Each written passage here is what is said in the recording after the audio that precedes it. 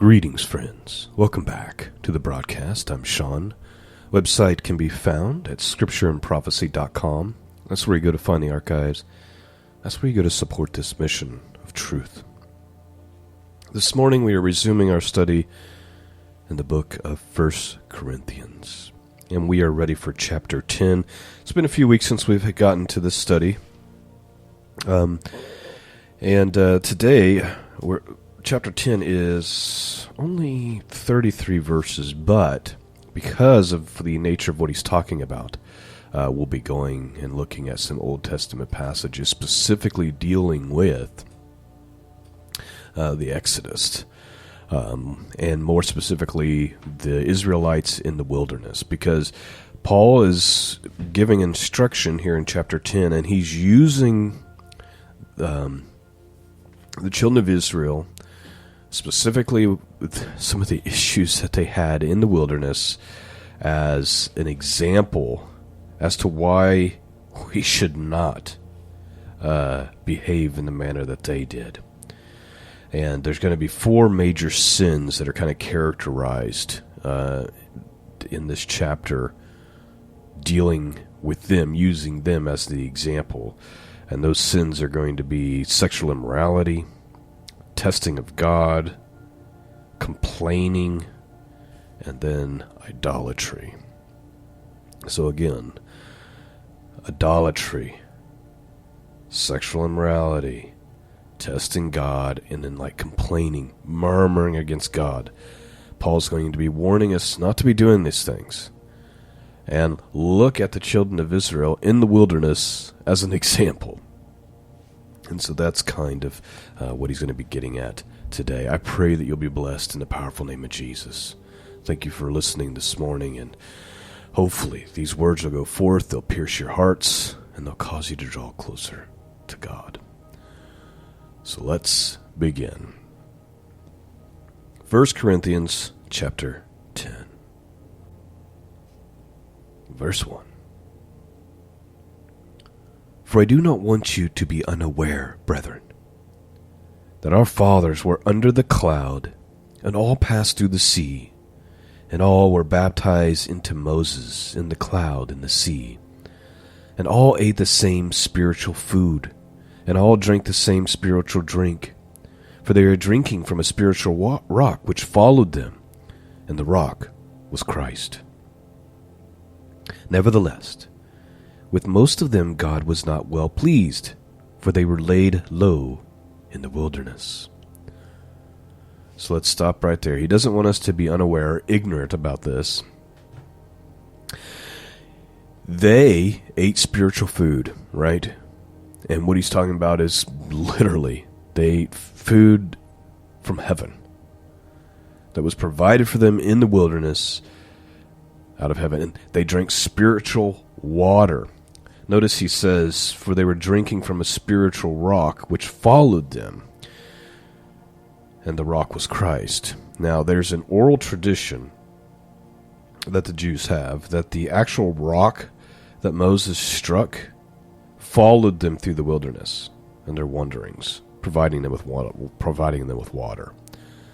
And Paul's getting at that knowledge that the people of the day would have had of that tradition. And he's saying all that stuff points to Christ. And he says, even though they were being miraculously and supernaturally cared for, God ended up not being very pleased with them, because they died in the wilderness, right? And so let's just take a quick look.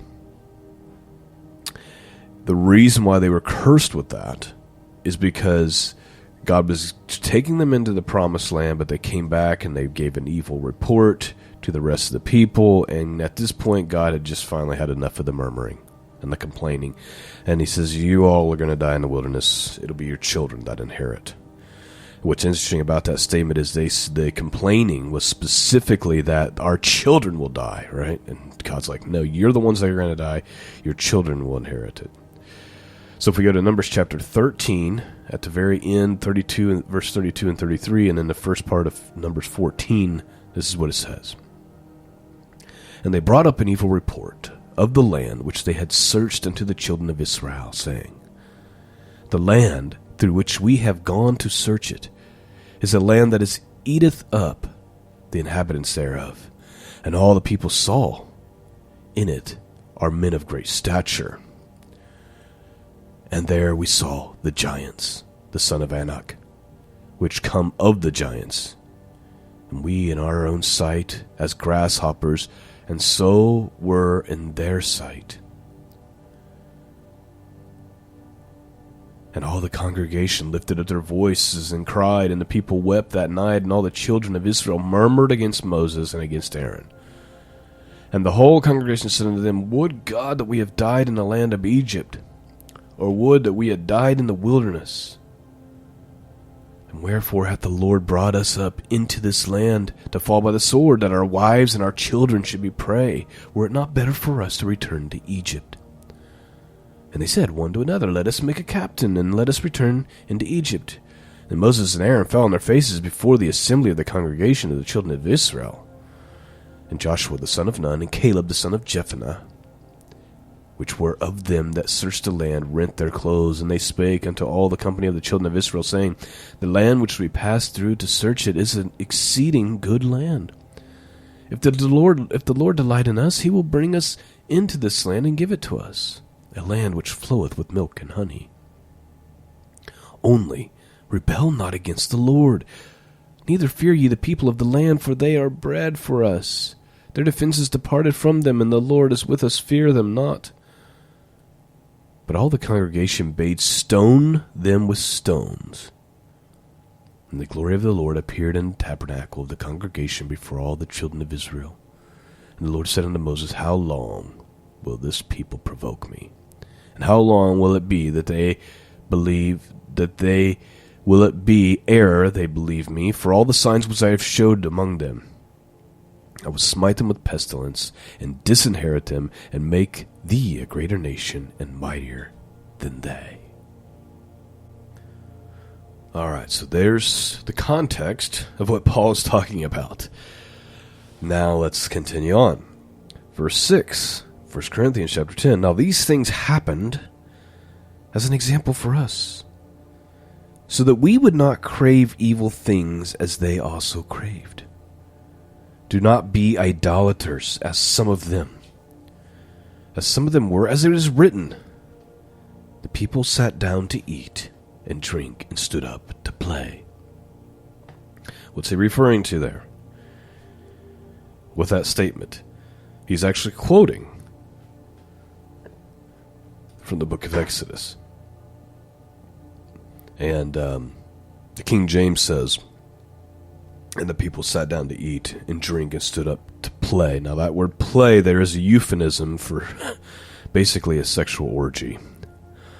And the Bible tries to tell us that without telling us that, right? The NASB says, and they got up to engage in lewd behavior.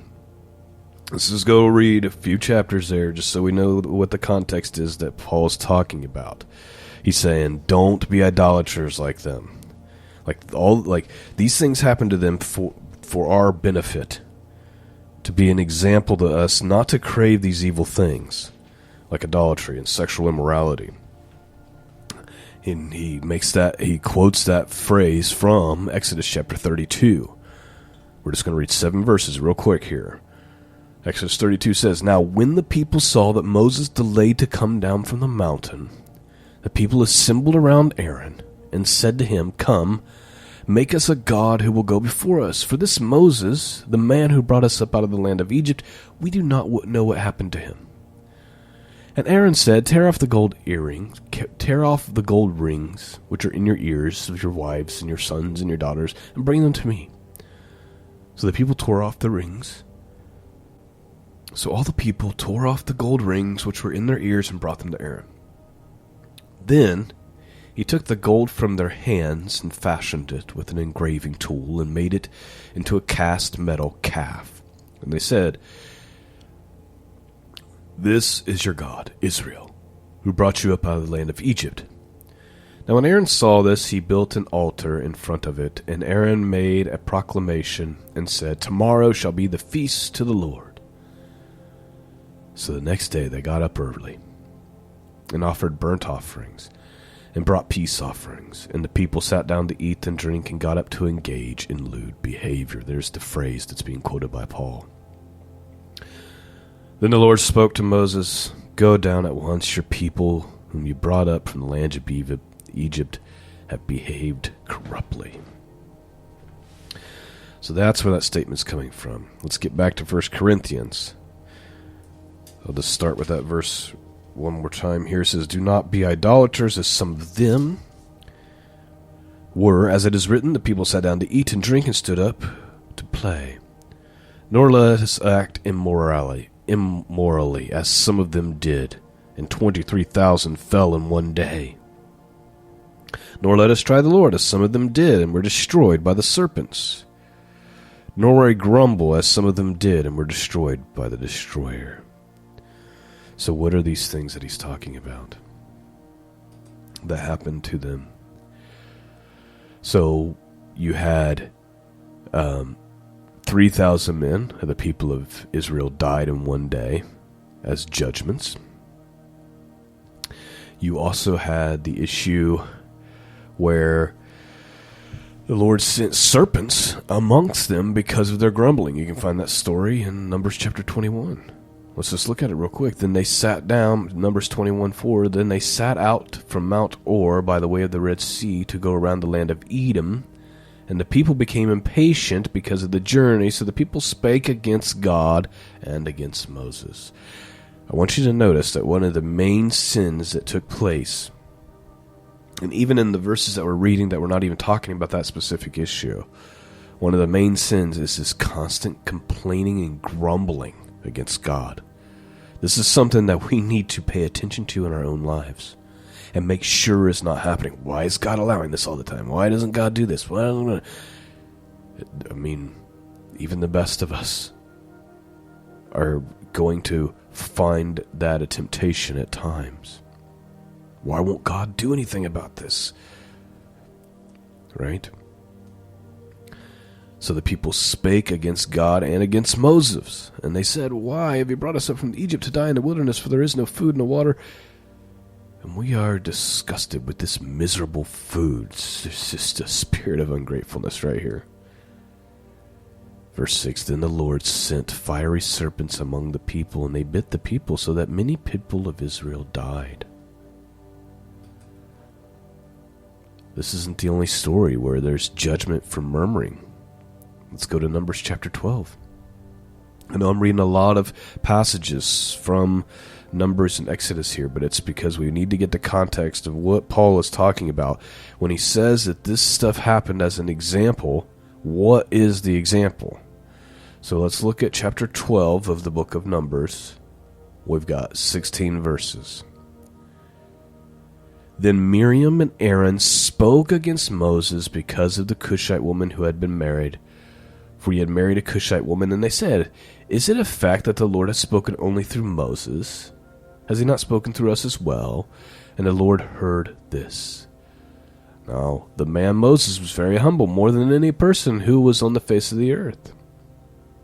And the Lord suddenly said to Moses and Aaron and to Miriam, "You three get out to the tent of meeting." So the three of them went out. And the Lord came down in a pillar and a cloud and stood at the entrance of the tent. And he called Aaron and Miriam. And they had both come forward, and he said, "Now hear my words. If there is a prophet among you, I, the Lord, will make myself known to him in a vision. I will speak to him in a dream. Is it not this way for my servant Moses? He is faithful in all my household. With him I speak mouth to mouth. That is, openly and not using mysterious language. And he beholds the form of the Lord. So why were you not afraid to speak against my servant and against Moses?" And the anger of the Lord was burned against him, and he departed. But when the cloud had withdrawn from above the tent, behold, Miriam was leprous, as white as snow. As Aaron turned toward Miriam, behold, she was leprous. And Aaron said to Moses, "Oh, my Lord, I beg you, do not hold us responsible for this sin by which we have turned out to be foolish, and by which we have sinned. Oh, do not let her be like a dead person whose flesh is half eaten away when he comes out of his mother's womb. So Moses cried out to the Lord, saying, God, heal her, please. But the Lord said to Moses, if her father had only spit in her face, would she not be put to shame for 7 days? Have her shut outside the camp for 7 days, and afterwards she may be received again. So Miriam was shut outside the camp for 7 days, and the people did not move until Miriam was received again. God does not like murmuring. He doesn't like murmuring against the people he's appointed to lead and to teach. He does not like murmuring against himself. And as we can see from the stories in the book of Exodus and the book of Numbers, he does not take it lightly at all. And so that is partially what Paul is warning us about. Verse 10, he says, nor grumbling as some of them did and were destroyed by the destroyer. Of course, we know the story of the destroyer too. We're not going to read that part. We just read it last week, but basically, I'll just read one verse. How about that? Exodus 12:23. For the Lord will pass through and strike the Egyptians, but when he sees the blood and the lintel and the 2 doorposts, the Lord will pass over the door and will not allow the destroyer to come into your house and to strike you. So Paul's saying, don't grumble, as some of them did. Verse 11, now these things happened to them as an example, and they were written for our instruction, upon whom the end of the ages have come. The end of the ages that have come, he's talking about how that age, just like Christ talked about that age, was ending. The Masonic age was beginning, right?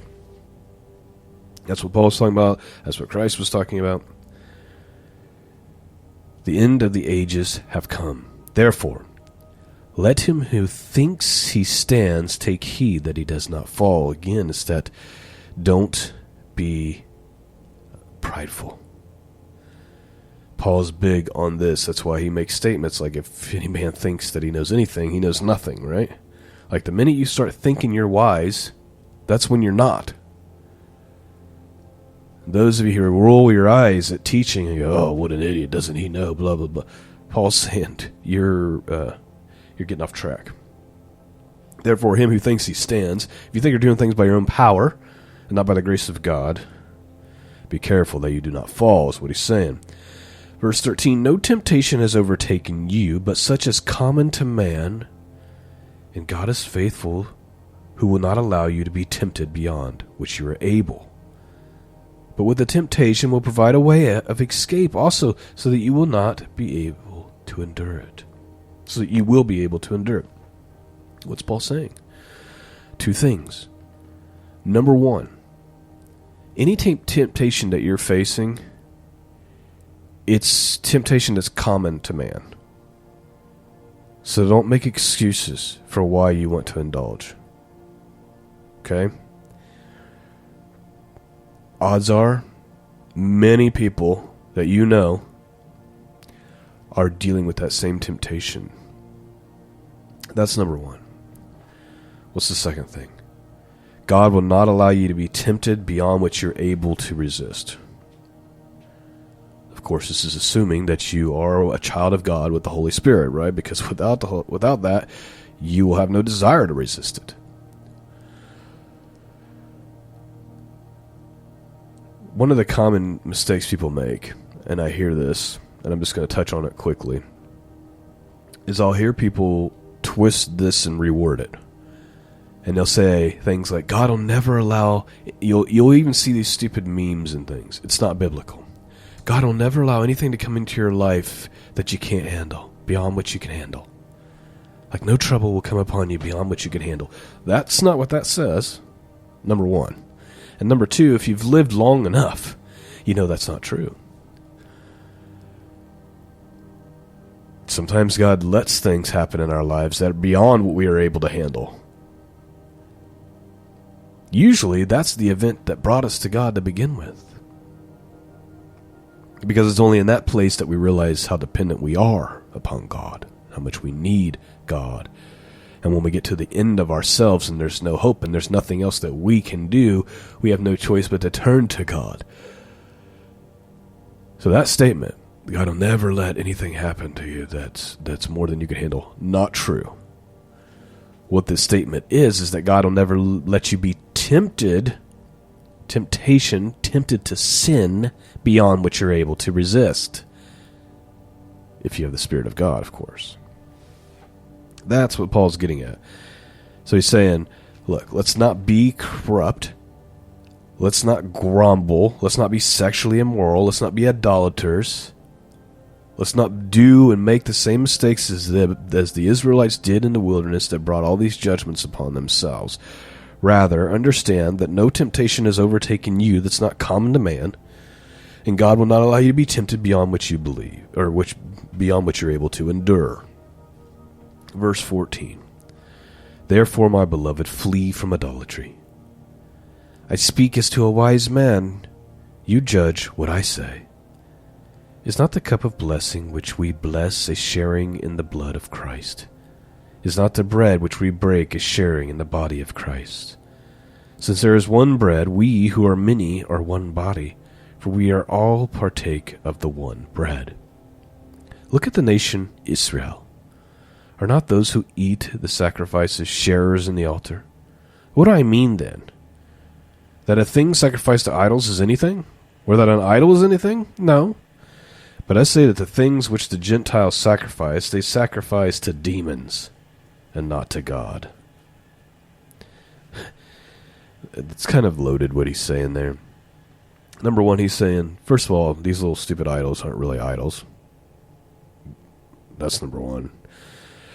And the things that they're sacrificing to, they think that they're gods, but there's actually a demonic attachment to those things. That's what he's warning about. The things that the Gentiles sacrifice, they sacrifice to demons and not to God. And I do not want you to become sharers in demons, Paul says. Verse 21, you cannot drink the cup of the Lord and the cup of demons. You cannot partake of the table of the Lord and the table of demons. Let there be a lesson to all the Christians who like to practice these things, who like to practice ungodly practices and think that you can mix them with Christianity. Or maybe you watch demonic things on television. You know it's evil. You know it's filled with a spirit of wickedness. You know it's filled with a demonic presence. If you think you can mix those two things, you have it wrong. You cannot drink the cup of the Lord and the cup of demons. You cannot partake in the table of the Lord and the table of demons. Verse 22, or do we provoke the Lord to jealousy? We are not stronger than he, are we? All things are lawful, but not all things are profitable. All things are lawful, but not all things edify. Let no one seek his own good, but that of his neighbor. Eat anything that is sold in the marketplace without asking questions for conscience sake, for the earth is the Lord's and all that it contains. If one of the unbelievers invites you and wants you to go, eat anything that is set before you without asking questions for conscience sake. But if anyone says to you, this meat was sacrificed to idols, do not eat it. For the sake of the one who informed you and for the conscience sake. I mean not your own conscience, but the man's, for why is my freedom judged by another's conscience? If I partake with thankfulness, why am I slandered concerning that for which I give thanks? Whether then you eat or drink, or whatever you do, do all to the glory of God. Give no offense either to Jews nor to Greeks or to the church of God, just as I also please all men in all things, not seeking my own profit, but the profit of many, so that they may be saved. And there you have it. That's Corinthians chapter 10, and Paul kind of ends with saying similar things that we've heard him say before. What he's getting at is don't do things that are going to cause your brother or sister to stumble. Right? And that's kind of how he ends. He ends by saying, your mission is to do things that will edify and profit them, not yourself, so that they might find salvation, so that they may be saved, so that they might come to Jesus. If you're doing things to them that they perceive to be evil or to perceive to be sin, whether it's sinful or not, You're creating a stumbling block. And so be aware. Be humble. Understand that your goal is to bring them to Christ. Not to argue or to be right. You've probably heard me say it before, but my wife has told me on more than one occasion, if you have the choice to be right or to be kind, choose being kind. And as you can imagine, that's a struggle for me. But I agree with the premise. Especially when you're dealing with people who are kind of searching, right? They're trying to figure things out. They're still babies in the faith, and then you come at them, beating them over the head with all of the things you think you know. That's not helpful.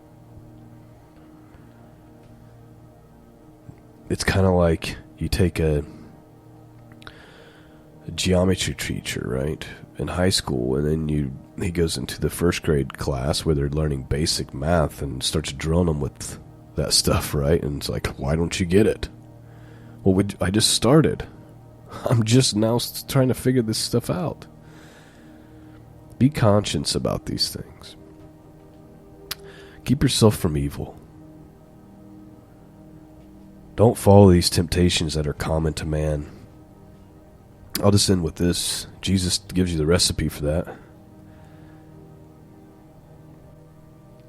When he says, when he essentially says, just cut off the things that cause you to go down that path.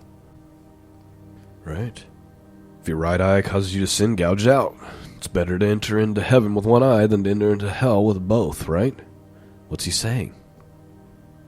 He's saying, don't let that thing cause you to sin every day. You get rid of it. If your right hand causes you to sin, cut it off. It's better, If looking at social media is causing you to lust, it's time to get rid of social media. If watching Netflix is causing you to have a poor view of the world and marriage and sex and those, it's time to cut it off. How badly do you want to be holy? How badly do you want to seek righteousness and walk in the ways of God? Some people, they could care less. Well, I can't be those things, so I'm not even going to try. Okay.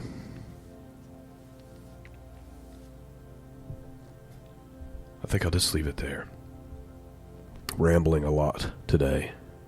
And I apologize if the podcast is not up to its normal quality. As I mentioned earlier this week, recovering yet again from being ill. And the mind doesn't fire like normal. And you guys probably don't notice it because you're listening to an edited audio, but multiple times through this recording have I had to pause the recording to deal with being sick. So I apologize if it's not the best of quality, but I'm just praying that it goes forth and that with the message that God wanted you to hear this morning, that you've heard and that your hearts have been pierced and that you've been blessed this morning. Thank you for praying. Thank you for your financial support. All these things are needed.